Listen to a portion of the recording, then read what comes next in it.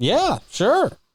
A residential project named Osceola Lakes. It's faced significant local opposition. It received a favorable recommendation from the St. Johns County Planning and Zoning Agency recently. The project aims to add approximately 640 homes on 145 acres near Watson Road. Oh, my gosh. I'm so... Okay. Yeah, this is a hot topic out there. Oh, yeah? People are very up in arms over this. It's a very dramatic... It's very similar to the Detroit Trail situation. I'm serious. Sounds like it. It's very heated. The community is set to feature single-family homes, duplexes, and townhouses with at least 30% designated as workforce housing under a 5-year deed restriction, an increase from the standard 2-year requirement.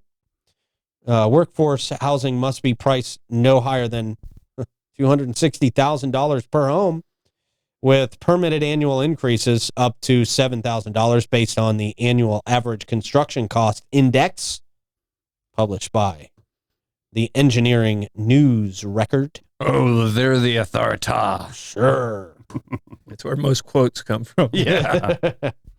Let's see. The developer is seeking to rezone the land from open rural to planned unit development and planned unit development to workforce housing to allow for higher housing density. Despite the controversy surrounding the project, the primary concern for residents is, and most PZA members, is the potential for increased traffic, which is the potential every time we pop something new up.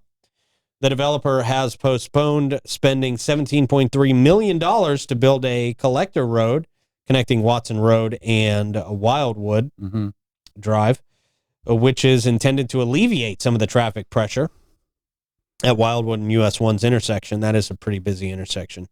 Additionally, a right turn lane would be added at the Watson US 1 intersection. In addition, the addition of more than 600 homes is expected to significantly increase traffic volume, particularly on Wildwood, which would see a major influx of vehicles from Watson out there, they say.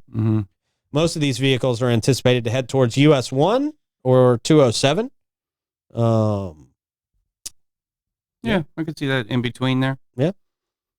Could you go from Watson, though? That's my question, Wildwood to Watson. Yes. Okay, you can. It actually just showed, Ricky had it up on the screen there. That wasn't a development area? Like all 600 homes going to be there? Yeah, the blue area that's in that screen right there. Yeah. You can see where it connects at the top at Wildwood and then down at the bottom at Watson. Okay, I see now. Okay. Yeah, you're right. Okay. So, all right. Thank you, Captain Obvious. Yeah. So, no, I mean, the concern I would have is the neighborhoods that are south on Watson that go to I-95, are they now going to cut through that neighborhood? Right. You know? So, I mean, I could see the traffic concerns being there. Yeah.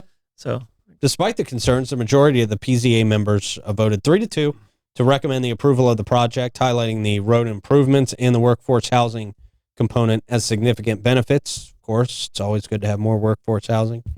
PZA member Megan Perkins noted that while the housing may not seem affordable to everyone, it is more affordable than current options in St. Johns County. Would you say $260K? Yeah. Yeah. Seems high to me, bro, but okay. It's high, but it's definitely lower than everywhere else. Yeah, true. Our St. Johns County average is almost up to like 500,000. I mean, it's crazy up there. Yeah. So it's ridiculous. Yeah, it really is. That's got to pop sometime. Yeah.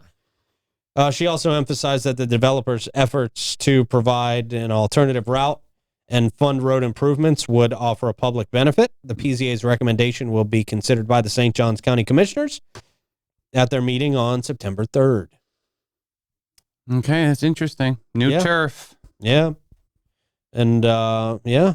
It is really lush and kind of, you know what I mean? Like, it's very green over there. So I could also see that people being upset that they're going to lose that. I mean, I've witnessed that. It is definitely a shift in your paradigm of life because you were used to seeing so many trees around you, and then one day they're gone. Well, I can tell you, like, when I built Treaty Park, everyone said, "Oh, it's so far out there. There's nobody ever going to go there. Oh my gosh. It's not going to happen." And now it's too busy. It had just become a paved road, and now everything's absolutely slammed. And when we first built it, there was bears, there were deer, there were all of those things, and now we've just kind of squeezed them together. So I mean, I'm concerned about some of the wildlife out there for sure.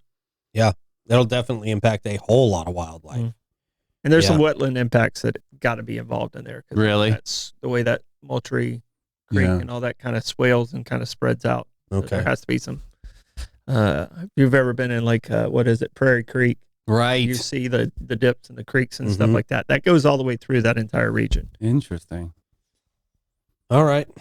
Well, that's on the developer to figure that out. Yeah. Big chunk of land there.